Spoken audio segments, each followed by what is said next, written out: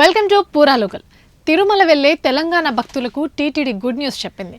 తిరుమల తిరుపతిలో శ్రీవారి దర్శనం కోసం తెలంగాణ ప్రజా ప్రతినిధులు ఇచ్చే సిఫారసు లేఖల అమలు అంశంపై టీటీడీ క్లారిటీ ఇచ్చేసింది.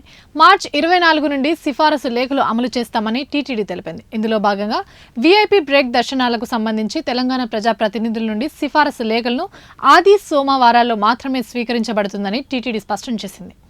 అదేవిధంగా ₹300 దర్శనం టికెట్లకు సంబంధించి సిఫారసు లేఖలను బుధ గురువారాల్లో మాత్రమే స్వీకరించబడుతుందని తెలిపింది. ఇటీవలే ఈ సిఫారసు లేఖల అనుమతులకు గ్రీన్ సిగ్నల్ ఇచ్చే అంశంపై సీఎం చంద్రబాబు నాయుడుకు మంత్రి కొండా సురేఖ లేఖ రాసిన సంగతి తెలిసిందే. సిఫారసు లేఖలకు అనుమతి ఇవ్వాలని సీఎం చంద్రబాబు నాయుడు ఆదేశించారు. తెలంగాణ రాష్ట్ర ప్రజా ప్రతినిధుల సిఫారసు లేఖలకు శ్రీవారి దర్శనాన్ని టీటీడీ కల్పించనుంది. ఇప్పటి వరకు సోమవారం వీఐపీ బ్రేక్ దర్శనానికి గాను ఆదివారం ఆంధ్ర ప్రజా ప్రతినిధుల నుండి స్వీకరిస్తున్న సిఫారసు లేఖలు ఇకపై శనివారం నాడు స్వీకరించబడతాయని స్పష్టం చేసింది టీటీడీ. తిరుమలలో అందుబాటులో ఉన్న వసతి సౌకర్యాలను, ఇతర భక్తుల దర్శన సమయాలను దృష్టిలో ఉంచుకుని సుదీర్ఘంగా చర్చించిన తర్వాతే ఈ నిర్ణయం తీసుకున్నట్లు టీటీడీ స్పష్టం చేసింది. ఈ మార్పులను దృష్టిలో ఉంచుకుని భక్తులు సహకరించాలని టీటీడీ కోరింది.